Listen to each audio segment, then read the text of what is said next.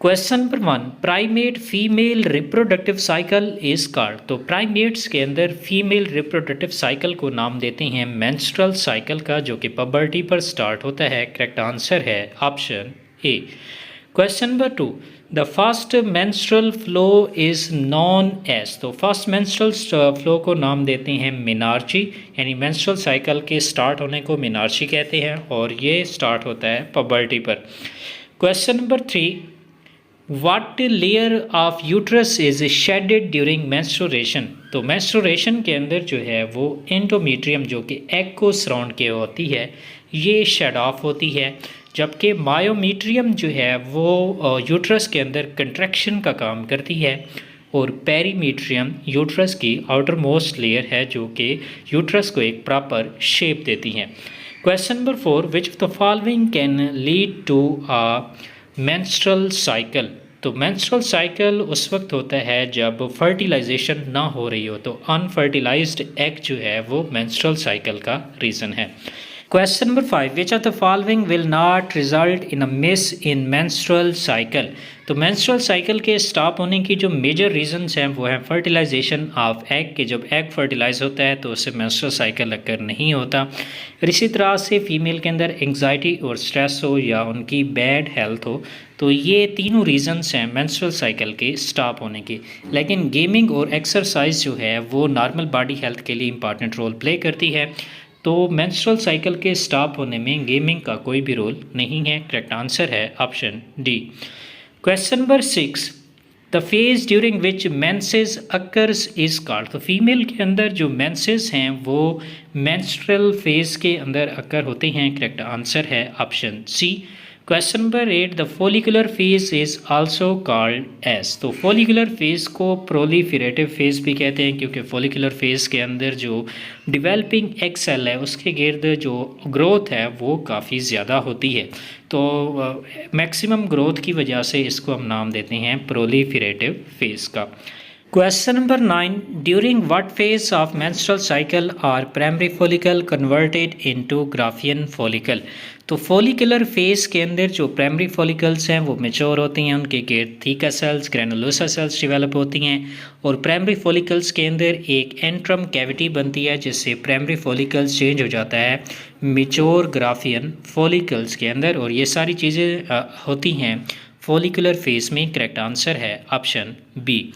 Question number 10, regeneration of uterine wall begins during what phase.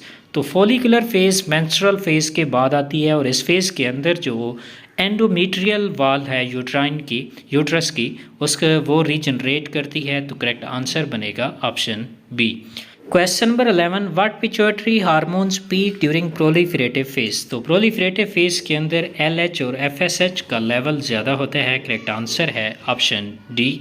Question number 12, the luteal phase is also called as. तो luteal phase को जो है वो secretary phase भी कहते हैं, क्योंकि इसके अंदर जो ग्राफियन फॉलिकल है वो रप्चर होता है और एग रिलीज होता है, तो करेक्ट आंसर है option A. Question number 13, which hormone surge triggers ovulation. तो ओव्यूलेशन में जो इम्पॉर्टेंट रोल प्ले करता है वो है LH के रिसेप्टर्स जो है वो ग्राफियन फॉलिकल्स पे होते हैं, ग्राफियन फॉलिकल्स रप्चर होती हैं और उससे एग रिलीज होता है, जिसको हम ओव्यूलेशन का नाम देते हैं। Question number 14, luteal phase is characterised by the conversion of ruptured Graafian follicle into. तो लूटियल फेज के अंदर जो ग्राफियन फॉलिकल है वो रप्चर होता है और इससे कार्पस लूटियम बनता है, और कार्पस लूटियम जो है वो प्रोजेस्टेरॉन हार्मोन रिलीज़ करता है, जो कि प्रेगनेंसी को मेंटेन करता है। लेकिन अगर फर्टिलाइजेशन नहीं हो रही होती तो ये कार्पस लूटियम फिर चेंज हो जाता है कार्पस अल्बिकेंस के अंदर।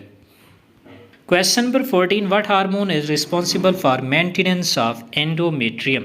तो प्रोजेस्टेरॉन हार्मोन कार्पस लूटियम से रिलीज होता है, और अगर फर्टिलाइजेशन हो जाती है तो एंडोमेट्रियम को मेंटेन करता है progesterone hormone.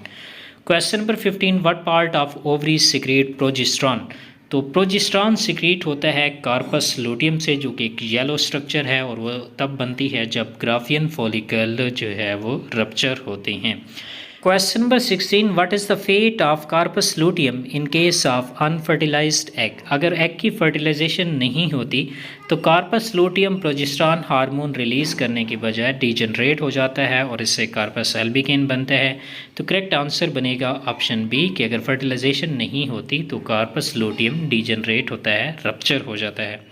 Question number 17, the end of menstrual cycle is called. तो मेंस्ट्रुअल साइकिल के एंड को, स्टॉप को नाम देते हैं मेनोपॉज का, और ये ह्यूमंस के अंदर नॉर्मली अकर होता है in between 50 to 55 years age in case of female.